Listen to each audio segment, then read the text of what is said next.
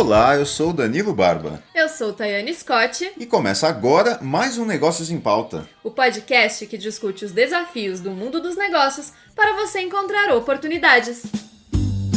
Negócios em Pauta. Muito bem-vindos ao 8º episódio do Negócios em Pauta. E hoje, Danilo e eu vamos recepcionar vocês de um jeito um pouco diferente. A gente quer fazer um brinde aos nossos ouvintes. É isso aí, Thay, viva! Viva um brinde com o quê? Com um bom e velho vinho. Um setor que, aliás, tem crescido bastante aqui no Brasil, você sabia, Dan? Ah, é? É, o mercado hoje está estimado em 15 bilhões de reais e já representa 0,2% do PIB do nosso país. E as expectativas futuras para esse mercado, não só aqui, mas globalmente, elas parecem bem positivas. Os membros da indústria estão mais confiantes no potencial de investimento e comércio, em comparação com as condições de negócios e oportunidades de emprego nos próximos 5 anos. A coisa tá mudando, né? A coisa tá mudando bastante. E o nosso entrevistado de hoje, ele é um visionário que mergulhou de cabeça no universo dos vinhos. Ele é um profundo conhecedor dos sabores, das diferenças de cada nacionalidade da bebida. É o Ari Gorenstein, que criou um dos maiores e-commerces de vinhos do país. Qual? A gente não vai falar agora. É um sucesso nascido em 2013, que segue se destacando no mercado, trazendo muita inovação e se reinventando a todo momento. Você já adivinhou de que empresa a gente está falando? Olha, eu tô buscando aqui nos meus arquivos, ainda não retornei nenhum resultado, mas vamos lá. Será que nossos ouvintes já adivinharam de quem a gente está falando? Eu acho que alguns já adivinharam. Quem tá antenado aí sabe. Bom, se você adivinhou ou não adivinhou, fica com a gente que já já você vai saber detalhes dessa história e vai se deliciar numa viagem enogastronômica de tirar o fôlego, eu prometo. Vai valer a pena. Só que antes disso, é hora da nossa também boa, mas não tão velha assim ainda, rodada de notícias do mundo empreendedor. É isso mesmo, tá? E a gente continua nesse universo de alimentos e bebidas, tá? A PepsiCo, uma das mais tradicionais e importantes empresas do setor, adquiriu recentemente 26% da Natural Food International, que é um dos maiores produtores de alimentos naturais da China, na tentativa aí de capitalizar a mania global de alimentos saudáveis, né? E quem ouviu nossos episódios anteriores deve se lembrar que a gente já falou por aqui dessa tendência forte de grandes empresas investindo em linhas de produtos mais ecologicamente corretos e positivos para a saúde, né? E a gente também já falou bastante da China aqui, que tem sido um mercado, que tá todo mundo de olho. Eles não param, né? Eles trabalham muito mais que a gente, né? Mas a PepsiCo investiu 131 milhões de dólares nessa transação e disse que espera se tornar líder no mercado chinês ao oferecer produtos que atendem especificamente aos clientes locais. A Natural Food International é conhecida por fabricar produtos em pó a partir de ingredientes como gergelim preto, nozes, bagas de goji e sementes de chia. Não gosto de nada disso não. Aliás, eu não gosto muito de comida chinesa, asiática. Né? Mas deve tá tudo certo, deve fazer muito sucesso por lá. É um pouco da estratégia que a gente também comentou no último episódio da Forever 21. E você também... H&M. Você não vê nada também, viu, tá? Eles são todos moídos, assados e depois misturados. Então... você não é obrigado a ver exatamente o que você está comendo, se você não... Que bom, fico feliz, não gosto muito, não queria muito ver essas coisas. No ano passado, a receita da companhia aumentou 15% para 1,82 bilhão de yuans, que daí cerca de 260 milhões de dólares, né? Uma bela cifra. Muito dinheiro. E além da China, a PepsiCo também tem expandido seus negócios na África. Em julho, a empresa concordou em comprar o Pioneer Foods Group, da África do Sul, por 1,7 bilhão de dólares, na esperança de ganhar a linha de frente da expansão no continente. Ou seja, estão querendo pegar aí a Ásia, a África, será que também querem pegar aqui a América do Sul? Tem chinês em todo lugar. A gente costuma falar que brasileiro está em todo lugar, mas eu diria que hoje são os chineses, hein? Mas não são os chineses que estão querendo tanto essa expansão. É a PepsiCo, né, que é uma empresa norte-americana. Será que o domínio dos norte-americanos vai continuar aí? Pois é. É o contra-ataque, né? Bom, mas vamos voltar agora ao universo das startups, que a gente adora falar aqui, sempre estamos falando sobre as startups. O LinkedIn, ele divulgou na última semana a LinkedIn Top Startups de 2019, que é uma lista que revela aí as 25 empresas de destaque onde os brasileiros mais querem trabalhar. Se eles vão conseguir, a gente não sabe, mas que eles estão tentando aí fervorosamente. Para chegar nesse ranking, o LinkedIn ele analisou milhares de ações dos 645 milhões de usuários que a plataforma tem, analisando principalmente 4 critérios, que é o crescimento do número de funcionários, o interesse pelas vagas, o engajamento dos usuários com a empresa e com os funcionários dessa empresa e quantos talentos essas startups atraíram das organizações que fazem parte de outra lista do LinkedIn. Entendi. A Top Companies da plataforma. Gostou do meu inglês? Gostei. Tô treinando com você. Cada episódio você tá melhor. Tô aprendendo aqui com você. Adoro o seu sotaque. Enfim, no topo do ranking, você sabe quem tava? Quem? A queridinha do momento, a Nubank, né? Ah, entendi. Fundada em 2013, a fintech ela triplicou de tamanho nos últimos anos e tem mais de 2 mil funcionários. Mas ela não quer parar por aí, não. Ah, não? Não. O plano é chegar perto dos 3 mil até a metade do ano que vem.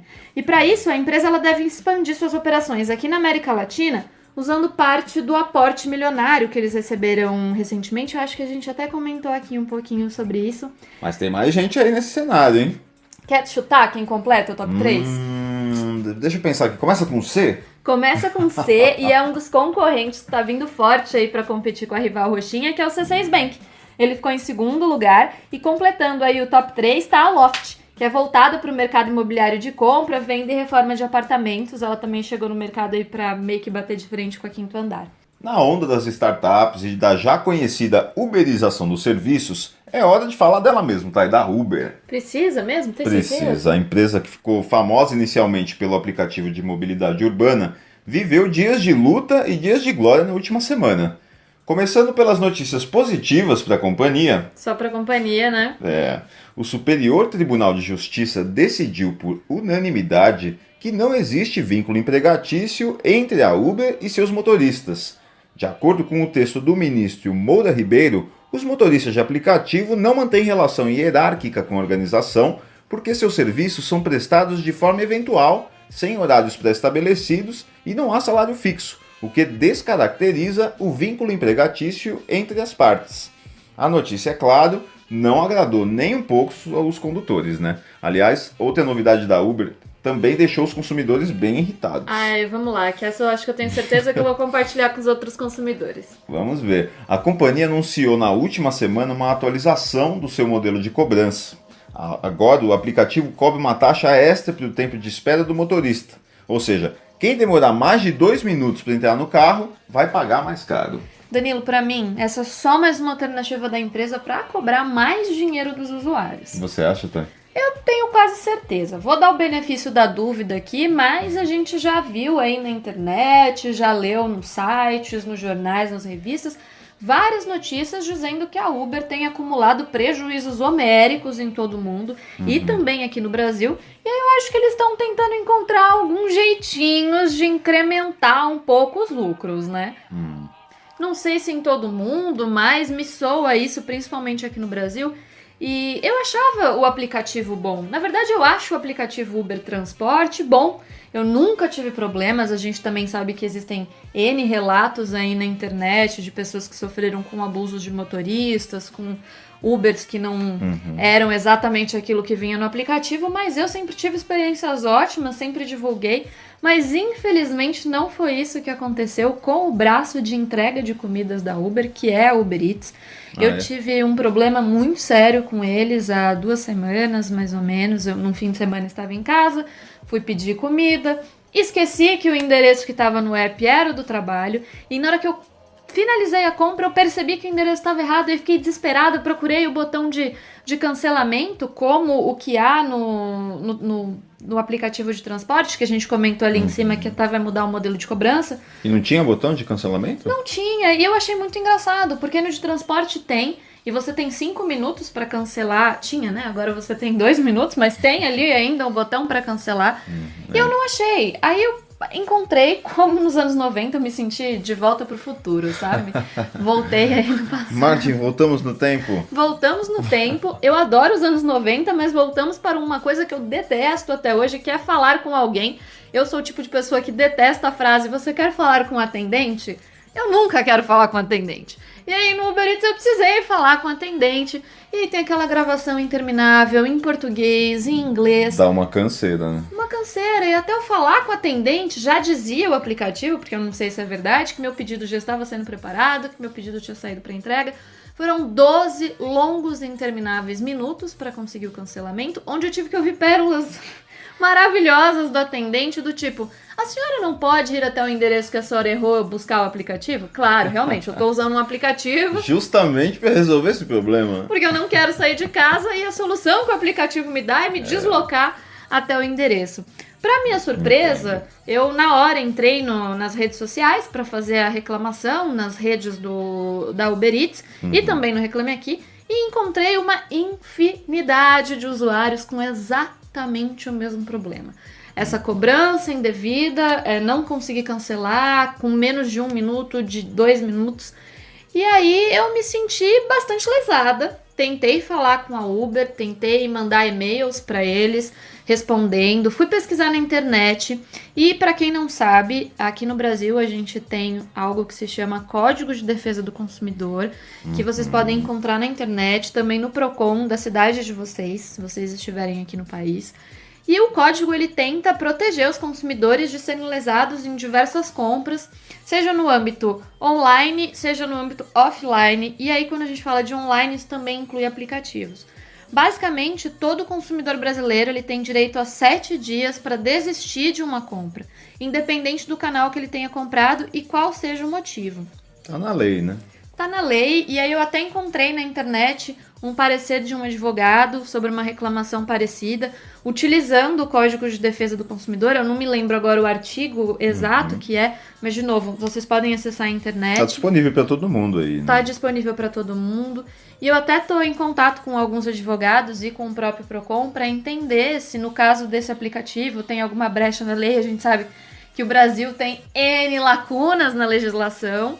E que aqui no Brasil vale muito a interpretação e nem sempre o que está escrito, a interpretação do juiz que está ali julgando aquela causa.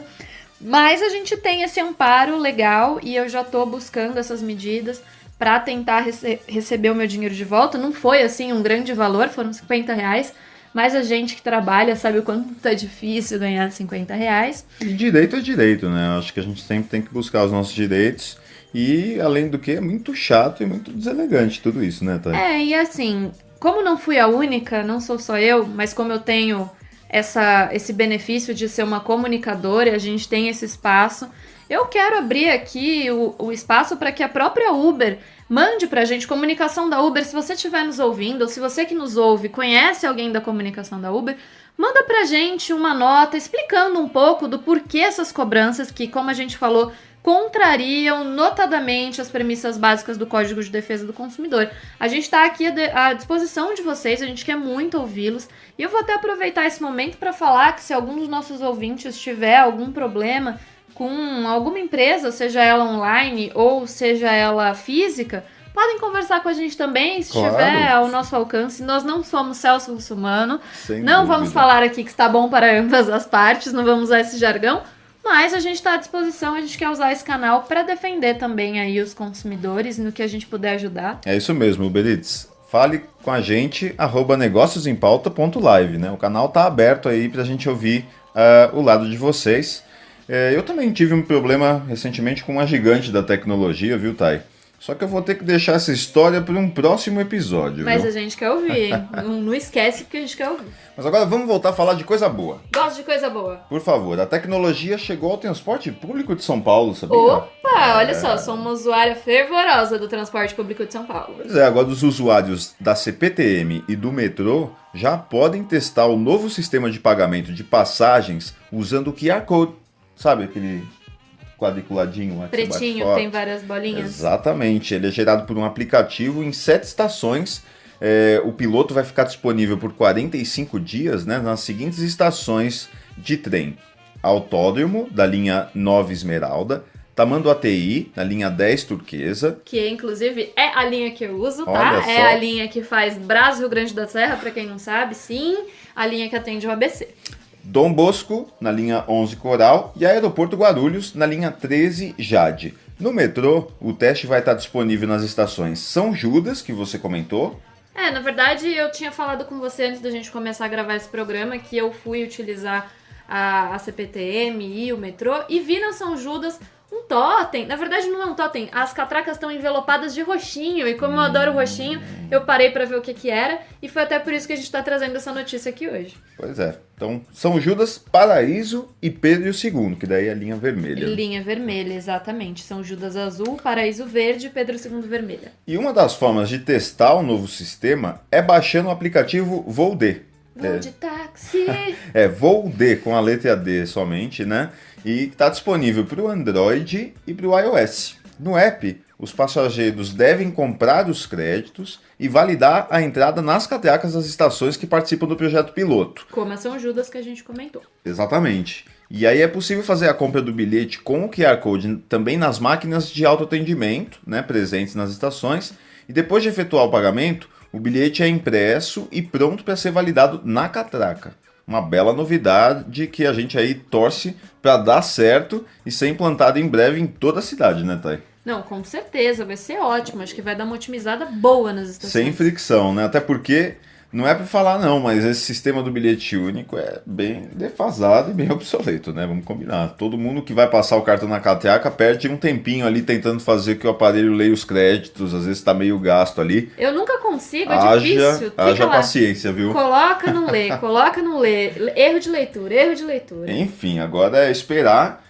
E o que eu gosto mesmo é dessa facilidade de poder comprar tudo pela internet, com um clique, sabe? Que nem no Mercado Livre ou no AliExpress. Não sei se você usa muito. Não uso muito não gosto muito dessas coisas que demoram pra chegar millennials. Nada, mas dá uma olhadinha lá que tem bastante coisa. E aliás, o e-commerce chinês, que é braço do Alibaba, ele acaba de ganhar sua primeira loja física no Brasil. Olha só. Quero conhecer. Aí Muito pode ser que eu mude de ideia. Pra quem gosta de ir até a loja até hoje, né? A inauguração foi na última sexta-feira no Shopping Miller, em Curitiba. O ponto de venda vai ser no estilo pop-up, ou seja, o consumidor vai até a loja, mas ele faz a compra online. O produto vai chegar na casa dele como se ele tivesse sido comprado pelo próprio computador ou celular, né, do cliente. Não, então eu não gostei, não faz sentido. Eu quero ir na loja Como física e comprar na loja física e levar pra casa na hora. Mas às vezes você não quer carregar, você só quer passar e garantir a compra. Eu quero carregar, eu sou old school, eu gosto de ir na loja, Bom, sentir o quem cheirinho. compra online tá acostumado a esperar, receber a caixinha lá, entendeu? Rola todo um momento. Você faz recebidos também? Não tipo faço. Influenciador? Não faço, só gosto de abrir mesmo, mas não. Mas fica aí a sugestão, né? Não pensei nisso. Vamos conversar a respeito. O modelo vai funcionar por 30 dias como um piloto. O que será que vem por aí, se der certo, hein, Thay? Bom, eu não sei, mas, tá só em Curitiba por hora, eu espero que venha pra São Paulo, mas eu já falei que eu quero visitar, espero que tenha todos esses trick-tricks aí chineses, porque eu adoro essas coisinhas chinesas. Então... Mas eu não vou comprar, eu tenho medo. Olha, uma vez, eu vou contar, dá licença aqui, gente, eu vou contar outro caso. Hoje eu tô cheia dos causos, né? Pois é, vamos pra lá. contar aqui pra vocês. Vamos lavar as roupas. Uma vez eu comprei um kit de revistas de um jornal britânico, porque tinha saído lá umas notícias que eu gostei e eu queria ter essas revistas aqui. E aí eu lembro que eu paguei em torno de 30 libras, foi uma facada, né? Libra, né? Pois no cartão de crédito, Libra, Não IOF. é fácil depois que chega a fatura. E cadê que as revistas chegavam? Nunca que chegavam, e tipo, nunca que chegavam. Aí um belo dia, passados assim 3 meses, eu já tinha perdido a esperança. Falei, perdi meu dinheiro, tudo bem, fazer o quê, né?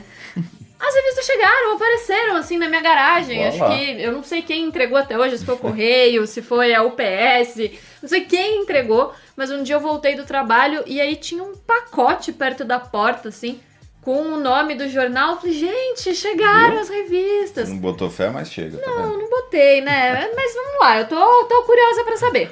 Agora, o que eu sei, realmente, é que chegou a hora da gente revelar um pouco mais sobre o nosso entrevistado de hoje, né? Pois é, pra compensar, a gente não deu nenhum spoiler, a gente tá de parabéns hoje, hein? Estamos ficando bonzinhos nisso, Viu? né? E você lembra, você, Danilo, e vocês, nossos ouvintes, lembram do nosso brinde lá no início do programa? Então, a gente escolheu o vinho e não foi por acaso não, né? Pesquisadores da King's College, uma universidade de Londres, eles descobriram que beber vinho tinto de forma moderada, como a gente deu uma bicadinha aqui no início, ele pode melhorar as funções intestinais, né? Olha que beleza, hein? E faz todo sentido, né? Afinal, o vinho é a bebida fermentada mais antiga do mundo, então vai saber para que nossos antepassados usavam essa bebida. E que aqui no Brasil compete com outra fermentada antiga, a tão querida cerveja, né? Eu gosto, mas eu gosto muito só de bom. Heineken, fazer propaganda de marca aqui. Mas, tudo bem, mas no gosto é gosto, mas no friozinho do inverno a gente lembra mesmo é do vinho, né, Thay? Hoje em Eu dia... lembro do fondue. confundi. Porque eu sou gordinha. Com vinho, que vai muito bem com vinho. Hoje em dia existem tantos rótulos novos aí chegando no mercado que fica difícil não querer experimentar cada um deles em cada ocasião especial, né? Então, é para entender como o comércio dessa bebida vem crescendo pela internet que a gente vai conversar agora com o Ari Gorenstein, que é criador de um dos maiores e-commerces de vinho do Brasil, a Evino. Você tinha adivinhado? Se você não tinha adivinhado, agora você sabe quem é, hein? Deixamos vocês curiosos. Revelado. Boa tarde, Ari, tudo bem? Muito obrigada por aceitar o nosso convite e estar com a gente aqui hoje no Negócios em Pauta. Olá, Ari, obrigado por estar aqui com a gente hoje. A gente está ansioso para saber mais sobre esse universo delicioso. Olá, Tayane, tudo bom? Eu que agradeço o convite por estar aqui no Negócio em Pauta. Obrigado a você, obrigado ao Danilo. Vai ser um prazer nos próximos minutos aí estar apresentando um pouquinho do que é a história da Evino e do que nos trouxe até aqui. A Evino ela nasceu em 2013 e se tornou aí um dos maiores e-commerces do país, foi precursora nessa área. De onde que surgiu a ideia desse negócio? A ideia da Evino nasceu, na verdade, em meio de 2012. Em meio de 2012, um fundo de investimento alemão, que é a Project A, tinha se implantado no Brasil com o CEO, que é o Olivier, e eles naquela época estavam estudando quais eram os modelos de negócio. Então a Project A é uma venture builder, né, empresa de venture capital, que com base em Berlim, na Alemanha, vinha investindo em startups, principalmente na área de tecnologia, e-commerce, mobile, edtech.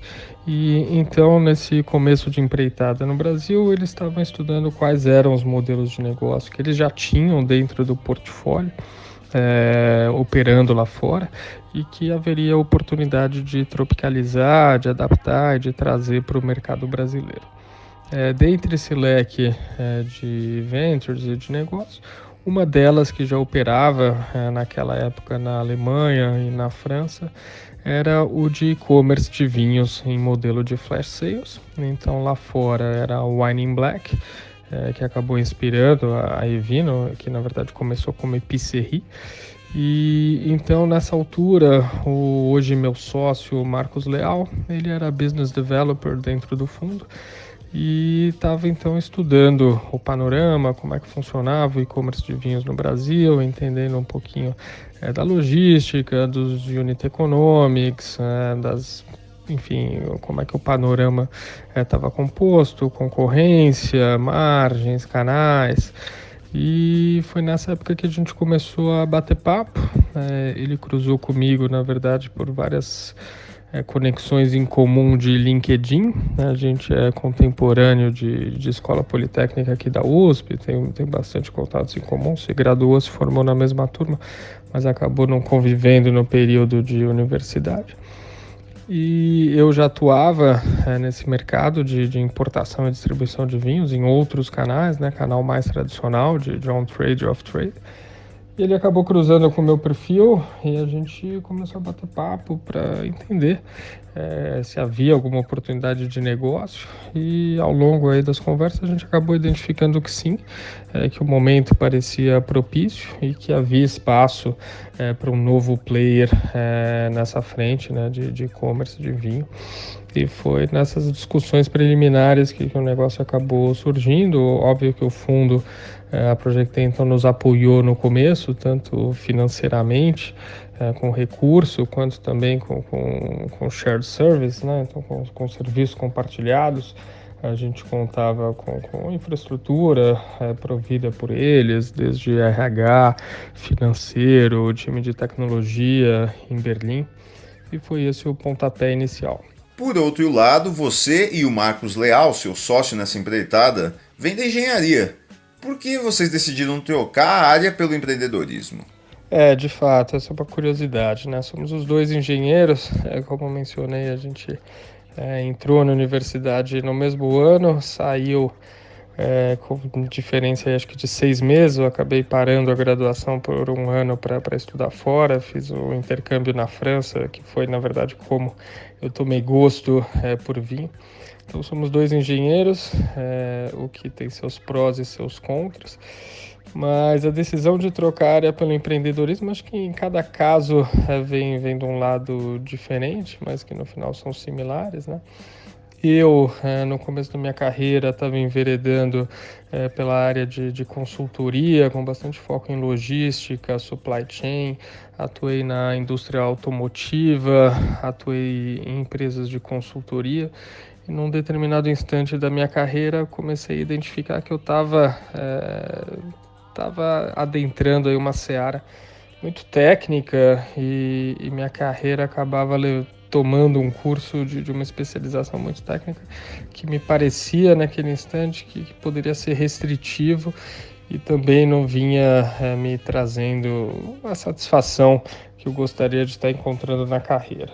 E aí nessa crise precoce, eu comecei, isso então estou falando de 2006, 2007, se eu não me engano, eu comecei a tatear e refletir sobre quais eram as oportunidades de fazer algo diferente, desde um MBA em Business, em negócio, mas como eu acabei mencionando, eu tinha um gosto já pelo vinho, era algo que eu gostava, que eu tinha começado a conhecer essa cultura nas minhas vivências pela Europa, morei na França bastante tempo e viajei também todas as rotas de vinhedos de vinho.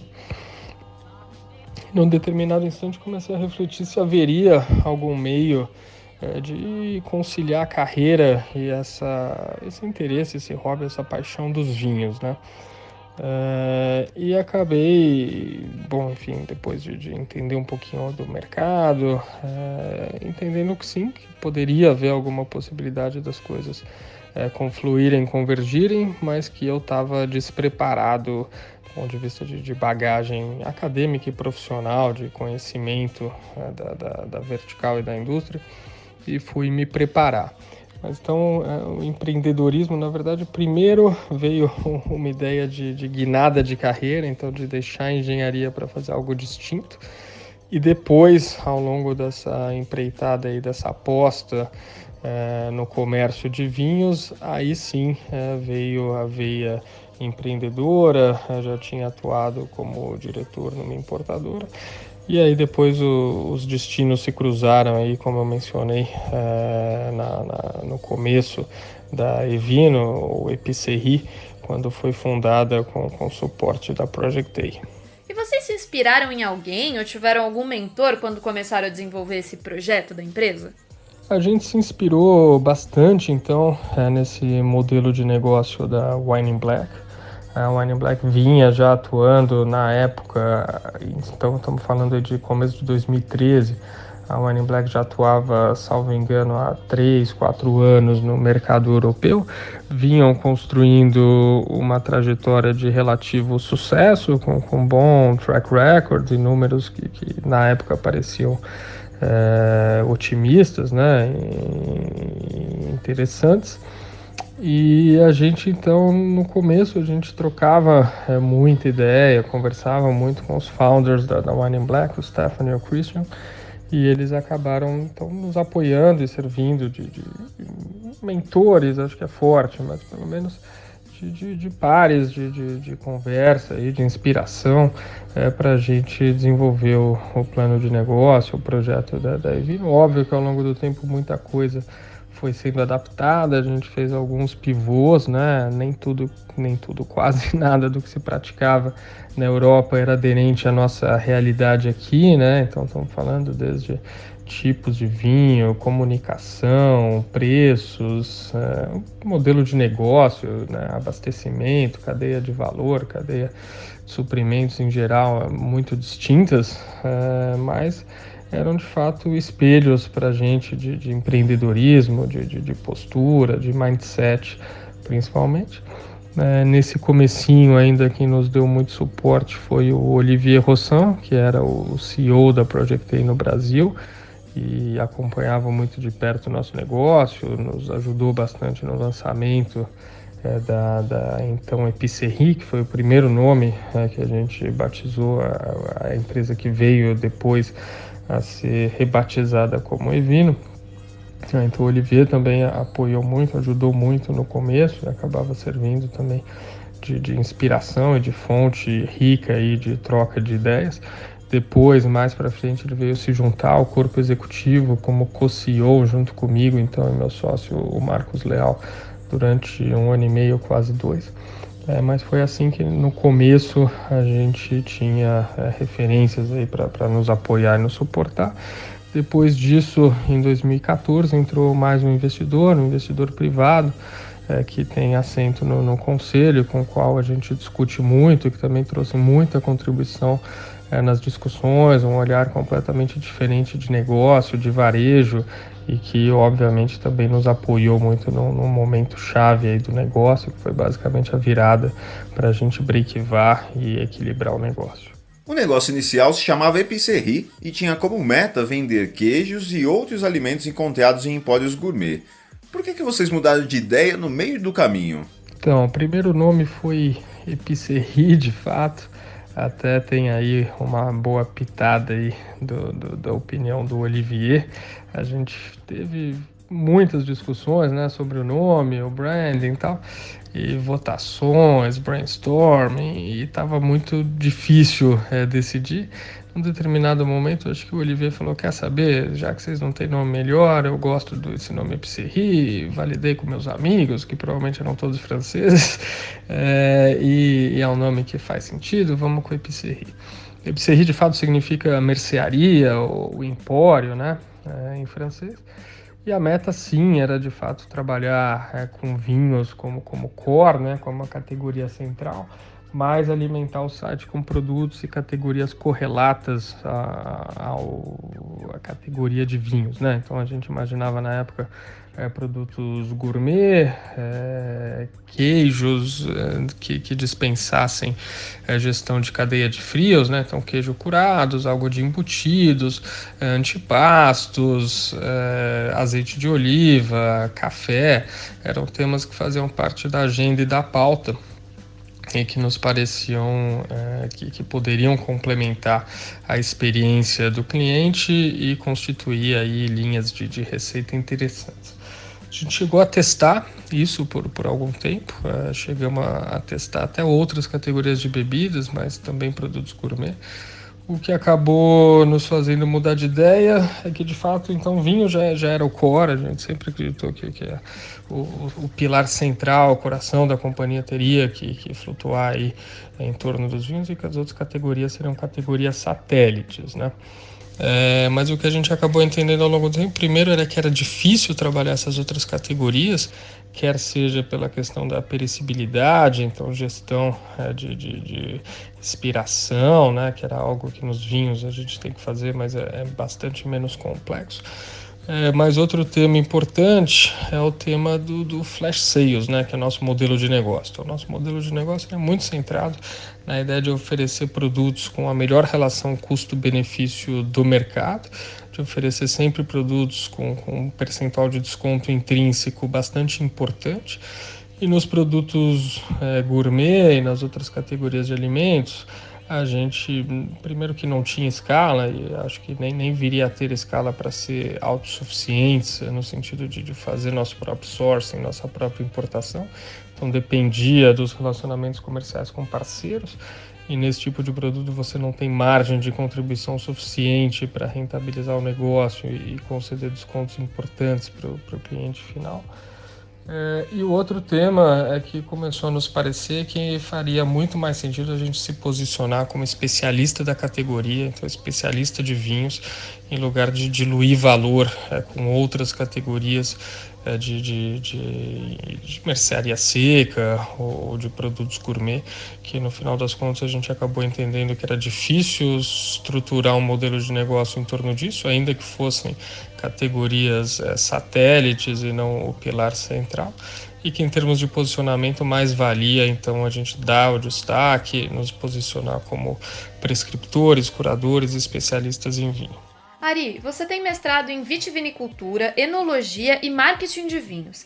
Essa sua conexão com o vinho influenciou na escolha do produto foco de vocês? Sim, de fato. Eu tenho o meu mestrado em vitivinicultura, enologia, marketing, comércio de vinhos.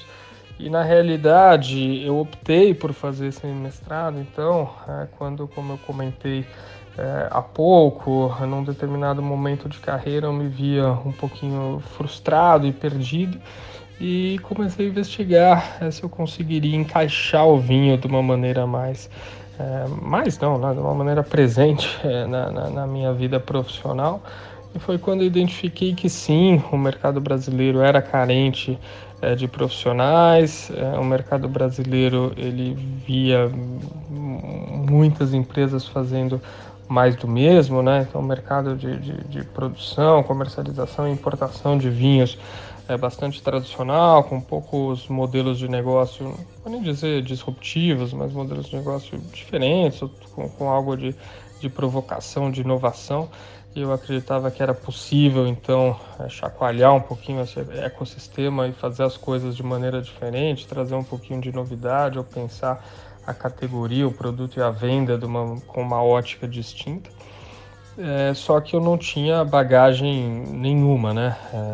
Eu gostava, era um enófilo, lia, eu viajava, degustava, mas não conhecia de maneira mais robusta aí o tema.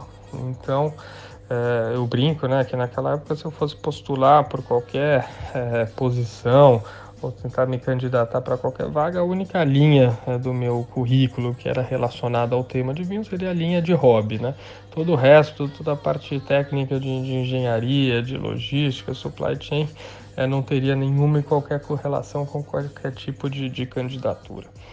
E aí foi quando eu comecei então a tentar avaliar quais eram as formações que poderiam me trazer aí um arcabouço teórico, uma formação que me possibilitasse enriquecer essa bagagem e de fato conhecer mais a fundo o mercado. Foi quando eu encontrei esse mestrado que eu acabei vindo a fazer, que é o Master Vintage, que ocorre na Europa, né? Então ele é capitaneado por uma escola de agronomia na França, mas no fundo é um pool, um consórcio de universidades europeias que fazem a formação. E foi por isso que eu acabei cursando. E, obviamente, quando eu regressei, tentei, de fato, guiar minha carreira, né, direcionar ela para esse universo dos vinhos. E foi quando eu comecei a atuar nessa indústria, nessa vertical. E mais à frente, por algumas coincidências de caminho, os acasos, né, conspiraram para que meu caminho se cruzasse com o do Olivier, do Marcos, e a gente iniciasse o negócio. Um dos modelos de negócio da empresa que funciona muito bem é o modelo de flash sales, as ofertas relâmpago e rotativas. Como vocês resolveram implementar esse sistema e quanto ele representa nas vendas hoje? O modelo de flash sales, então, é exatamente isso que você explicou, né? São vendas relâmpago, significa que o nosso sortimento ele é rotativo. Praticamente todo dia a gente está lançando o produto e está tirando o produto de venda, ou tem item entrando em ruptura de estoque, se esgotando da nossa vitrine, da nossa prateleira. E é um modelo bastante bem sucedido, é um modelo que começou na França com uma empresa que é a Vente Privée, depois se espalhou pelo mundo. No Brasil, no passado já tem a Privalia, que até hoje atua, que é um case de sucesso forte. Já houveram outros, Coquelux, Brands Club, hoje existem outros em outros tipos de negócio, né? Bastante coisa em têxtil, universo de moda, fashion. E a gente resolveu implementar esse sistema desde o princípio do negócio, como eu mencionei, muito inspirado pelo que o pessoal na Wine in Black vinha fazendo, que era esse tipo de mecânica, esse tipo de promoção lá na Alemanha. O que a gente nota é que são promoções que mexem bastante com alguns gatilhos emocionais, né? E que, do ponto de vista até de teoria psicológica, de persuasão, né? Mexe com escassez e acaba fazendo com que essa compra de impulso seja estimulada e ocorra. Então a gente optou por testar esse modelo, ele funcionou muito bem aqui no Brasil. Hoje, basicamente, o grosso do nosso faturamento vem, né, desse tipo de mecânica. Tem alguns itens que ao longo da vida aí da empresa a gente começou a entender que eram itens muito fortes, né, e que já tinham uma demanda cativa muito expressiva e que não faria sentido a gente vender só nessa mecânica de campanhas comerciais e de calendário promocional. Então a gente optou por deixar de maneira perene no site, mas é uma parte pequena do portfólio. E a gente tem também o modelo de clube, o modelo de assinatura, que a gente lançou em 2014, acelerou durante um determinado tempo, depois a gente optou por despriorizá-lo e hoje a gente vem refletindo e volta a acelerá-lo, mas ainda assim o Flash Sales é o pilar e a unidade de negócio mais importante da companhia. Vocês sempre defenderam que, mais do que vender vinho, era preciso investir em um conteúdo de qualidade sobre o segmento. De que maneira isso influencia na relação com os consumidores? Olha, o que a gente acredita é que vender vinho no Brasil não é trivial, né? O vinho no Brasil ainda não é um produto cultural. Eu há pouco estive na Espanha, onde o consumo per capita ao longo de algumas gerações ele caiu de 60 litros para pouco menos de 20, está na casa de 18 litros per capita. Isso para o espanhol é uma catástrofe, né? É um tema de bastante discussão, porque o vinho já não faz parte mais da alimentação básica do dia a dia, com o êxodo rural também os hábitos mudaram bastante. No Brasil, nosso consumo per capita ele é da casa de 2 litros per capita, muito baixo. E o que a gente acredita é que a gente só consegue vender o vinho se a gente investir então, em informação, em conteúdo, em explicar, em trazer informação para o cliente. E a Vino veio, a gente fala, para quebrar barreiras, né? É uma empresa com um viés muito provocador, muito questionador. Então a gente quebra barreiras, desde as barreiras de preço, né, que eu expliquei há pouco, então oferecendo descontos muito agressivos, a barreira de canal, né, então trazendo para o universo online um produto que tipicamente sempre foi offline, do contato com a garrafa, da degustação. E a outra barreira que a gente se propõe a quebrar é essa barreira de como a gente aborda a categoria. Então o vinho normalmente é uma bebida que é vista como uma bebida muito complexa, muito complicada, muito distante, porque tem muitos temas para se dominar, as uvas, os países, os métodos de vinificação, os terroirs, os produtores, os tipos de vinho. As pessoas costumam ter muito receio e medo, uma categoria que costuma intimidar. E o que a gente se propôs a fazer é tentar tratar o do vinho como aquilo que ele é, né? Então, uma bebida é suco de uva fermentado, é óbvio, com distintas qualidades e que pode trazer muito, agradar muito, trazer experiências de degustação, experiências de convívio social muito interessantes. Mas que a gente só consegue então vendê-lo e aproximá-lo se a gente tratar ele de uma maneira mais despretensiosa e com uma abordagem que a gente entende ser muito diferente do que os outros players vêm fazendo. Então a gente entende que isso influencia na relação com que a gente conversa com os nossos consumidores, porque a gente traz o vinho com um tom mais coloquial, com um tom menos intimidador, e o que a gente busca é se posicionar como uma marca que é capaz de fazer isso de uma maneira simpática e que é a marca que é capaz de aproximar o vinho do brasileiro.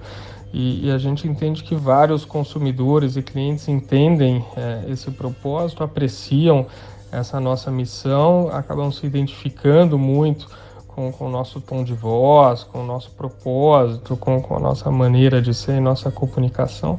Isso é muito gratificante ver essa estratégia funcionando. A Evino aposta em um modelo de gestão descentralizada. Você poderia explicar um pouco de como isso funciona na prática? De que forma isso beneficia a empresa? Bom, em termos de gestão descentralizada, hoje nós somos 2 co-CEOs, que são os 2 cofundadores da companhia. Num determinado momento a gente chegou a passar por uma gestão tripartite. Acho que mencionei en passant que o Olivier chegou a ocupar uma cadeira de executivo conosco e comandar o negócio, então eram 3 co-CEOs em um determinado momento. No final das contas, o que a gente acredita é que a gente tem um time muito competente. A gente tem então um time de C-level que é bastante competente, tem os diretores, os heads das áreas que a gente contratou, que é um time excepcional. E a gente procura trazer o máximo de autonomia para esses talentos, para que isso de fato gere performance, gere inovação, gere estratégias e modelos de negócio, formas de atuação e condução da empresa que nos parecem ser muito sanas, muito saudáveis e muito benéficas, né?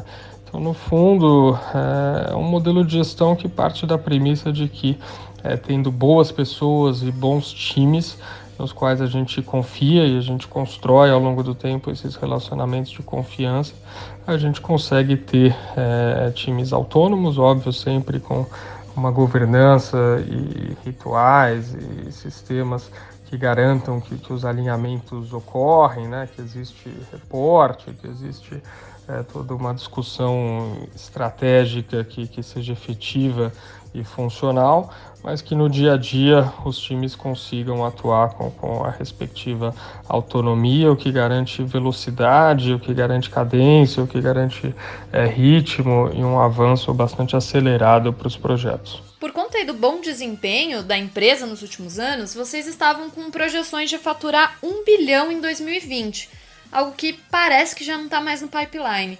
O que impactou para essa mudança de planos? O tema do 1 bi em 2020 de fato chegou a ser aventado num determinado momento aí, talvez de entusiasmo ou megalomania. A gente estava bastante otimista, de fato o negócio, ele nos primeiros anos sempre seguia uma trajetória de crescimento exponencial, que nos fazia crer que 1 bi era factível nesse intervalo de tempo.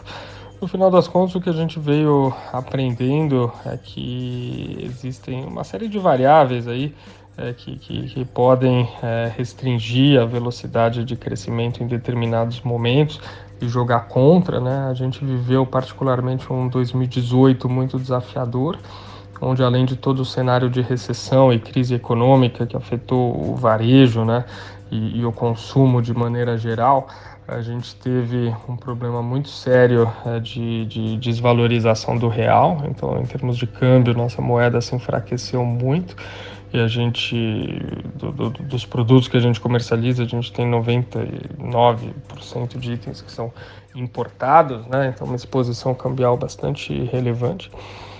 A gente teve também um problema muito sério em 2018, em função da safra na Europa, que em 2017 foi uma das piores safras aí da história, seguramente a pior safra do pós-guerra dos últimos 50 anos, e afetou de maneira bem drástica a produção de França, de Itália, de Portugal, de Espanha, que são países dos quais a gente adquire muito produto. Então, esses dois efeitos combinados, né, um rendimento e uma safra muito prejudicada, com uma desvalorização cambial e um real enfraquecido, fizeram com que o custo dos nossos produtos nacionalizados ele tenha, num curtíssimo intervalo de tempo, se valorizado de maneira muito importante. A gente sofreu também com efeitos aí concorrenciais, que nos pegaram, que acabaram nos afetando, né, com alguns concorrentes que mudaram a maneira de atuar, um mercado vivendo aí, em função até desse momento conturbado de varejo, algumas anomalias, e tudo isso fez com que a gente não conseguisse em 2018 performar da maneira que a gente esperava. Óbvio que a gente foi corrigindo a rota e fazendo os devidos ajustes para, enfim, equacionar, né, o desalinhamento de projeção que havia sido feito anteriormente. Então, o que impactou essa mudança foi basicamente o aprendizado de que algumas externalidades e outras internalidades mas acabam afetando o negócio e que, principalmente quando combinadas, afetam o negócio de maneira importante. E isso foi bom, acabou nos fazendo refletir muito sobre o negócio, ajustar uma série de frentes e garantir que hoje a gente tem uma empresa muito azeitada, muito ajustada para seguir num ritmo de crescimento muito acelerado e sustentável com rentabilidade. Como foi o desafio de remodelar e adaptar o negócio a essa nova realidade? Bom, o desafio de ajustar o negócio à nova realidade é um desafio que acho que faz parte da vida aí de uma série de empresas, né? Toda indústria, toda vertical tem seus ciclos e seus contraciclos. Foi um momento importante no qual a gente olhou, né, para que a gente estava estruturado e aonde a gente estava mirando e teve que ajustar o rumo e com isso fazer alguns equacionamentos no negócio, desde de planos de compras até headcounts de algumas áreas, tamanho de escritório, tamanho de alguns times, justamente para se adaptar a um crescimento que em 2018 foi inferior ao que chegou a ser projetado num determinado momento. Então foi um momento de refletir bastante sobre o negócio, de olhar para trás e recalibrar algumas das premissas, mas que foi muito importante também. Foi um momento no qual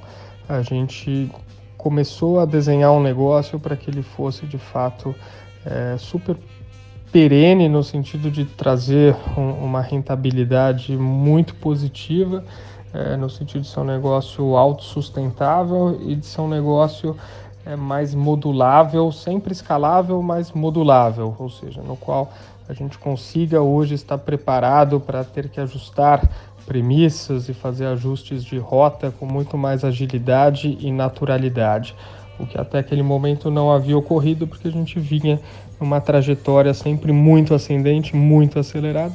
Foi o primeiro momento que a gente precisou de alguma maneira rever números de forecast, de projeção para baixo. Foi a primeira vez, seguramente não a última, mas nos permitiu flexibilizar muito do negócio e equacionar nossa máquina para garantir que a gente tem um negócio ágil, lean e que pode ser ajustável para ajustes de cadência e de ritmo com bastante naturalidade. Para você, como essas adversidades e esses momentos de crise eles podem ser usados em benefícios do negócio?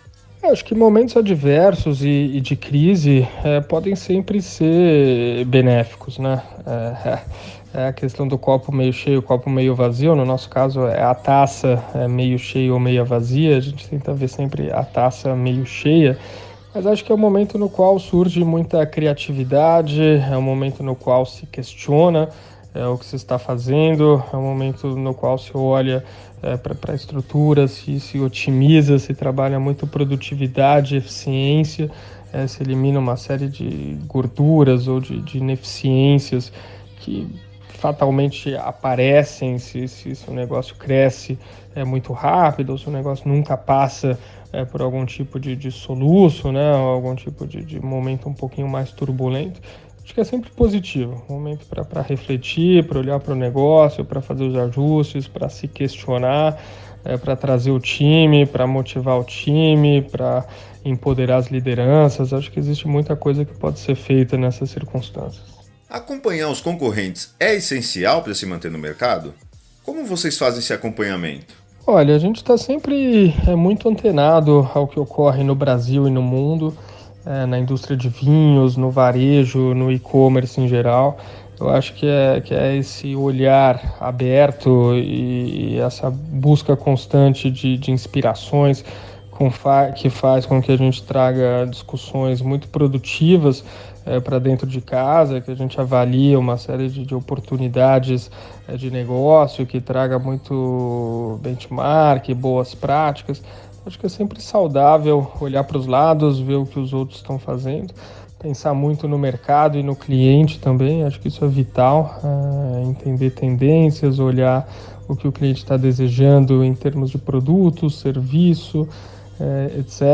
É aí que a gente consegue estar sempre um passo à frente e, de fato, se diferenciar da concorrência e criar diferencial e vantagem competitiva.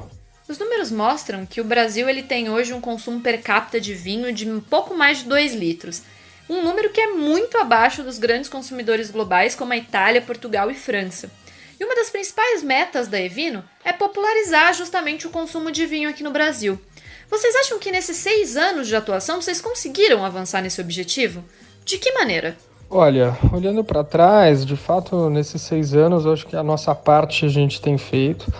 De fato, como você menciona, a gente já chegou a falar no comecinho da entrevista, o nosso consumo per capita ele ainda é muito tímido, né? Esses 2 litros per capita é muito pouco. Sobretudo se a gente lembra que esses 2 litros per capita ele mescla aquilo que a gente chama de vinho fino.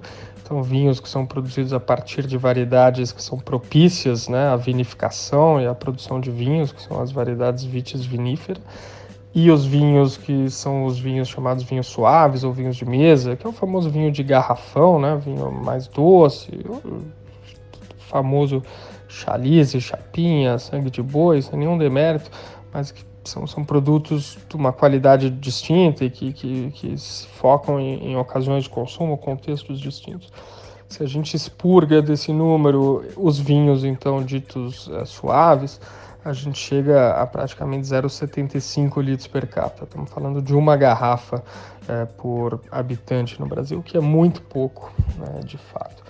A Evino vem trabalhando muito fortemente, né, para trazer a cultura e o universo de vinho mais próxima do consumidor brasileiro, de trazer para o consumidor tanto do vinho suave, o vinho fino, o vinho importado, trazer para o consumidor da cerveja e da garrafa o vinho, o universo do vinho, tentar fazer com que o cliente entenda que para consumir vinho, primeiro, não precisa gastar muito, segundo, não precisa conhecer muito, e que a Evino está a serviço de ajudar nessa jornada, né, de acompanhar o cliente na jornada de compra, na jornada de decisão, de experimentação, de degustação. E a gente acredita que não só a Evino, mas outros players do mercado têm tentado adotar a mesma abordagem, né, e o mesmo olhar para a categoria, tentando mudar essa ótica de que vinho é uma bebida elitista, é uma bebida de um acesso mais proibitivo. De fato, esse consumo per capita aqui no Brasil ele é muito tímido, né? A gente chegou a mencionar anteriormente, frente aí a mesmo os países vizinhos, Argentina, Chile, e principalmente indo para a Europa, Itália, Portugal, França, quando a gente fala aí de qualquer coisa entre 30 e 50 litros per capita. Portugal é o país recordista hoje em consumo per capita com 50 litros. Nosso consumo é muito tímido, né, e quase irrisório. A gente acredita que a nossa parte a gente vem fazendo, como eu mencionei, nosso propósito de democratizar a cultura do vinho, de popularizar o vinho mesmo, tem sido nosso mote e nossa grande meta. Acho que tanto o Evino quanto alguns outros players vêm já olhando para o vinho com um ângulo e com um prisma diferente, né? Então não mais endereçando a categoria como uma categoria complicada, elitista, de custos e acesso proibitivo, mas assim como um produto que deve caber aos mais diferentes bolsos e ocasiões. Então, de fato, acho que a gente tem conseguido executar esse desafio.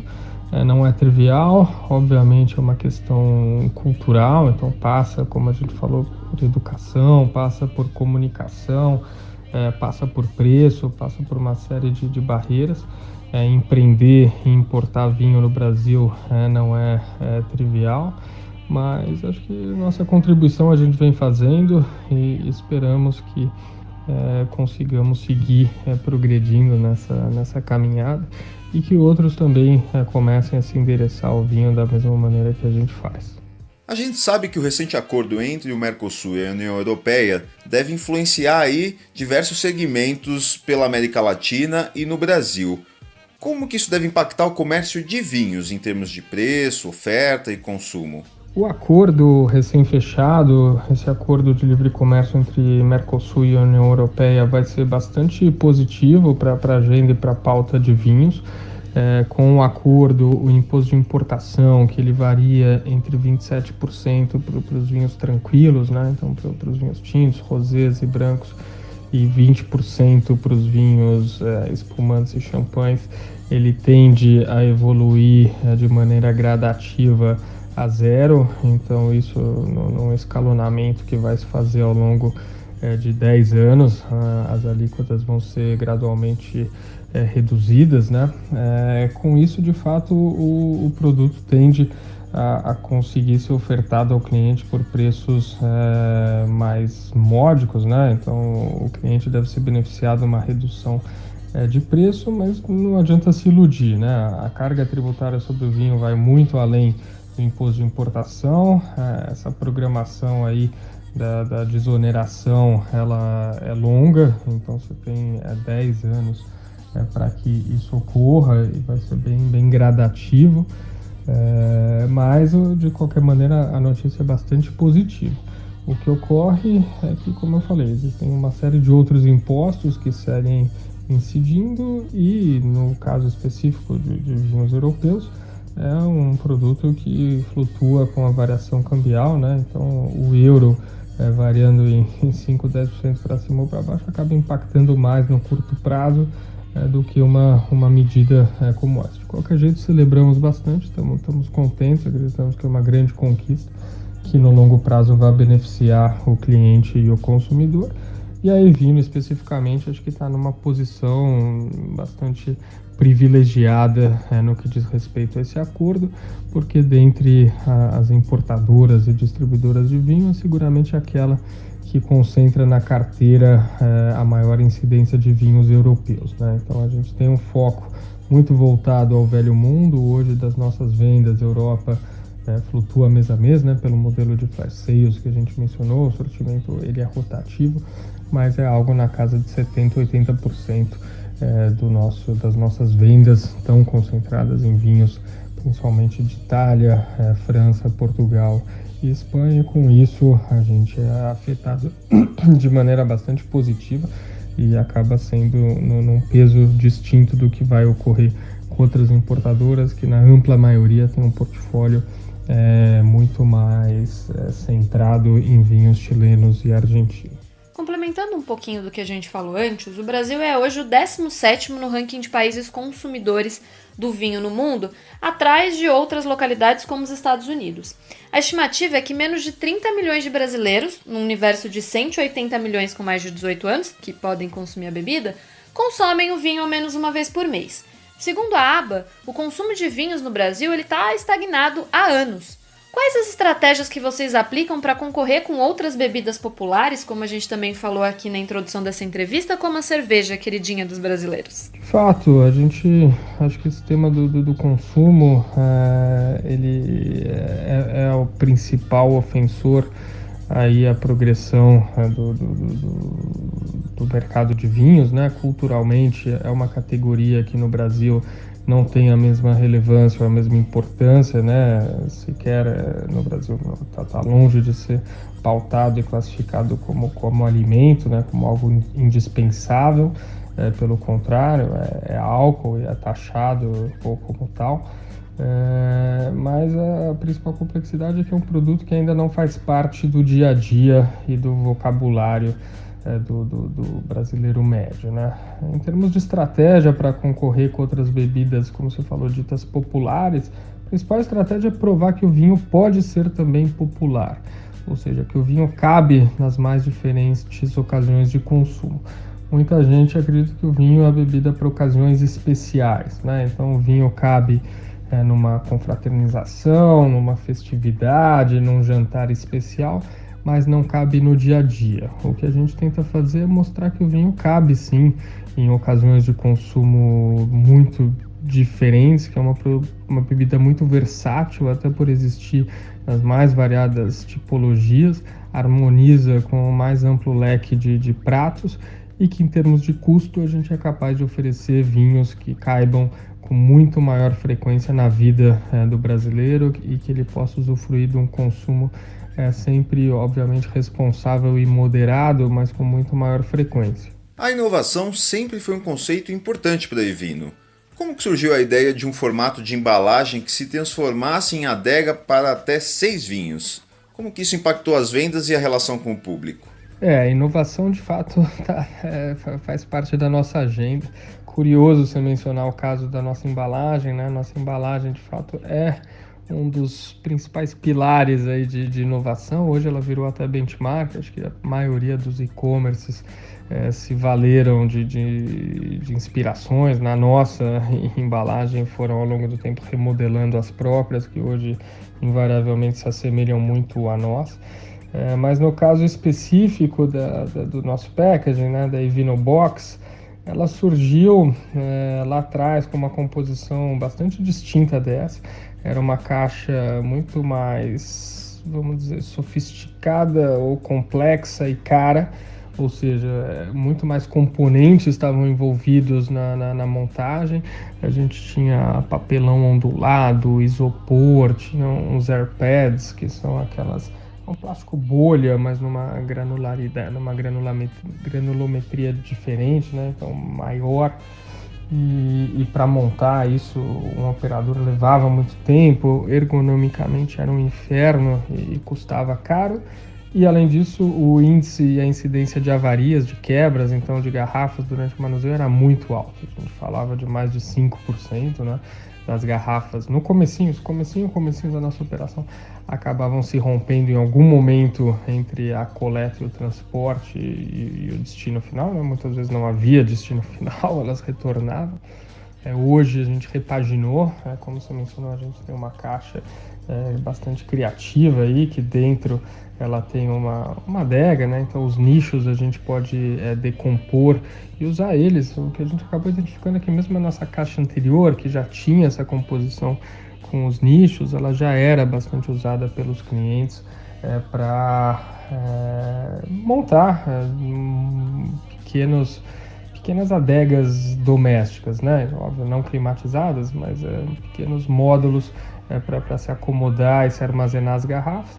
Quando a gente começou a identificar e ver que vários clientes davam o mesmo destino aos nichos, a gente se propôs então a de fato, do ponto de vista estético e funcional, adaptar os nichos, que hoje tem uma aparência, um layout muito mais bonito, tem espaço para o cliente assinalar o nome do vinho que está ali dentro. Então a gente repaginou e hoje as adegas fazem bastante sucesso. Além de serem sustentáveis, né? Quando o cliente faz esse uso, é menos descarte, menos poluição. Óbvio que o papelão ele é reciclável, mas muitas vezes o cliente acaba descartando e não retornando. E como isso impactou vendas e a relação com o público, acho que vendas de maneira direta não impacta. Relação com o público óbvio que sempre reconhece quando a gente aprimora algo, né? Então acho que o público vê que a embalagem hoje é mais versátil, ela é mais simpática, ela é mais bonita e seguramente aprecia. Há mais ou menos um ano, vocês inauguraram uma solução nova de carteiras digitais que permite encomendar e direcionar a entrega sem digitar qualquer informação pessoal financeira. Qual parcela de clientes optam por esse meio atualmente? Olha, de fato, a gente tem um olhar muito atento a todo o tema de usabilidade e navegabilidade. Nosso time de UX, UI, de tecnologia, sempre procura garantir que a navegação nas nossas plataformas, né? Então estamos falando aí do site, tanto na versão desktop, quanto na versão mobile responsiva, quanto os aplicativos iOS e Android, eles sempre estão sendo desenhados e otimizados para proporcionar a navegação a mais fluida e a mais livre de fricção possíveis, né? As carteiras digitais a gente vê que vem como um meio de pagamento que de fato simplifica muito a vida do cliente, que não tem que ficar imputando dados de cadastro, né? Que com poucos cliques consegue fechar uma transação de maneira muito transparente, muito fluida. Então, quando essa solução começou a chegar no Brasil, a Evino foi um dos primeiros e-commerces a adotar e transacionar com esses novos meios, né? Então, fomos precursores na adoção de Apple Pay, de Google Pay, de Samsung Pay. Tem outras novidades aí a caminho nessa agenda de payments, de pagamentos. Então a gente entende que isso faz parte da experiência da jornada de compra e que é nossa obrigação simplificá-la ao máximo. Sobre a parcela de clientes que optam por esse meio atualmente, essa informação a gente prefere não compartilhar. Só o que a gente pode abrir é que vem crescendo aí a 2 dígitos mês a mês praticamente, e que a gente acredita que vai progredir muito ao longo dos próximos anos e meses. Aproveitando a pergunta anterior da Thay, com quais soluções inovadoras em meios de pagamento vocês estão flertando hoje em dia? Vocês pretendem trabalhar com criptomoedas no futuro próximo? Então, nessa agenda de pagamento, a gente tem um roadmap aí bastante interessante, com novas soluções que a gente pretende priorizar e desenvolver para que estejam ativas dentro das nossas plataformas muito em breve. Não posso abrir aqui qual que é a agenda ou quais são as prioridades, né? Nosso cliente seguramente vai saber em primeira mão, tão logo o time de tecnologia e financeiro termine as integrações. Mas, de novo, a gente entende que essa é um capítulo importante do tema de experiência do cliente, do tema até de segurança e de controle à fraude. Então, a gente está sempre atento e buscando ser vanguardista e precursor na adoção de novos meios de pagamento. Criptomoedas, por que não? Já foi algo que a gente discutiu no passado, acabamos optando por despriorizar em função do alcance e da taxa de utilização, mas seguramente faz parte da agenda e no momento oportuno vai sim ser priorizado. Nossa entrevista está quase chegando ao fim, mas antes da gente terminar, a gente queria saber quais são os planos da empresa daqui para frente e o que a gente pode esperar de vocês para 2020. O que esperar da Evino daqui para frente? Essa é uma boa pergunta.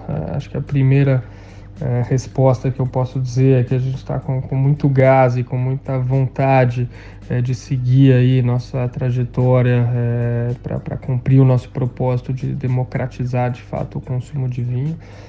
Vamos seguir forte com essa missão. Temos algumas parcerias sendo desenvolvidas, então vamos ter novidades no sentido de parcerias ao longo dos próximos meses e que aí já vão estar rodando em 2020. E outra agenda que a gente vem discutindo bastante é a experiência a nível de serviço. Então a gente olha muito para o comportamento do cliente, como eu mencionei, para jornadas de compra, para os casos de uso. E nesse sentido a gente também está desenhando todo um roadmap de novidades, né, no sentido da maneira com a qual a gente atende em termos de nível de serviço, de prestações, de customizações, de experiência do cliente, e é nisso que a gente pretende investir bastante para 2020. Além desse tema de experiência, né, de jornada, que a gente vai estar sempre otimiza e já estamos olhando para a agenda futura, hoje a gente investe muito também em mobile, né? Então a gente prioriza bastante a experiência dentro do nosso site na versão responsiva, mas principalmente dentro dos aplicativos. Então existe toda uma série de novas funcionalidades para os aplicativos iOS e Android que estão sendo desenvolvidas e devem entrar no ar ainda no final desse ano, mas para serem escaladas ao longo de 2020. E a gente já há algum tempo vem focado muita energia numa parte do nosso negócio que a gente chama de Evino Premium. Evino Premium é a nossa seleção de vinhos aí mais qualitativos, né? Então vinhos que a gente já está falando de vinhos de mais de R$50, estamos falando de vinhos na casa de 50, 100, 200, 300 e até acima disso. Então é um portfólio muito rico que vem sendo fruto de uma curadoria muito ativa e com muito foco dos nossos sommeliers, e a gente pretende seguir alavancando muito essa parte do nosso site, né? Então, atendendo clientes que têm já tanto um poder aquisitivo quanto uma intimidade com a categoria, um conhecimento um pouquinho mais elevados. A gente vê, né, mundialmente que a tendência de premiumização ela ocorre no vinho, em destilados, em outras bebidas e até em outros bens de consumo. No Brasil, seguramente isso vai tardar um pouco mais, né? A gente acaba de falar que é um país ainda sem a maturidade incipiente na cultura do vinho, mas seguramente isso virá. E a gente já está se preparando, a gente entende que o less is more, e que o cliente vai estar sempre buscando produtos de qualidade superior. E a gente entende que também na missão de garantir o melhor relação custo-benefício, a gente precisa oferecer também para os grandes enófilos e amantes de vinho os melhores deals, as melhores ofertas e promoções em todas as categorias. Então a gente investe numa seleção de grandes vinhos, estamos falando de Brunelos, de Barolos, das grandes denominações de Bordeaux, né? Então Pauillac, Margaux, Saint-Estèphe, Saint-Emilion, temos Champagne. É um portfólio que vem sendo repaginado com muito foco e que a gente em 2020 pretende seguir alavancando e promovendo muito. Ari, muito obrigado, foi muito bacana o nosso bate-papo. E para encerrar nossa entrevista, você poderia dividir uma dica empreendedora com a gente e com todos que pensam em empreender na internet? Poxa, eu que agradeço a oportunidade, foi um prazer estar aqui com você, Tayane, com você, Danilo. Acho que o bate-papo foi bem legal, espero que os ouvintes aí apreciem como um bom vinho, né? Possam degustar esse conteúdo.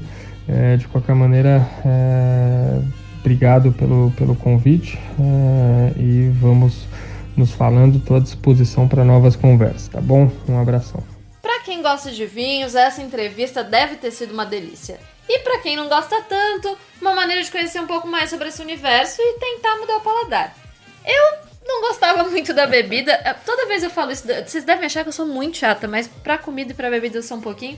Mas o Danilo aqui, ó, ele me fez experimentar e agora até que eu gosto um pouquinho. É verdade, tá? Eu só mostro pra você as coisas boas da vida aí, ó. Ah, tá fácil, tá pouco humilde, tá se achando esse menino. Não é verdade. É que quando o assunto é vinho, experimentar é o verbo mesmo, viu? Quem gosta de experimentar tá sempre ligado nas novidades e em tudo de bom que tá chegando no mercado. E se você também é curioso ou curiosa e quer dividir uma sugestão de tema ou entrevistado, manda pra gente. É só enviar um e-mail para falecoagente@negociosempauta.live. Isso aí, a gente tá esperando. E outra coisa que a gente tá esperando é vocês ouvindo a gente em todos os episódios. Com então certeza. Pode escutar a gente no iTunes, no Google Podcasts, no Deezer e no Spotify. Todos os episódios estão lá disponíveis para vocês ouvirem quantas vezes quiserem. É só digitar Negócios em Pauta. Por hoje é isso. Muito obrigado pela audiência e pela companhia. Agora a gente vai curtir aqui o nosso vinho e se encontra na próxima semana. Tchau! Até semana que vem. Tchau!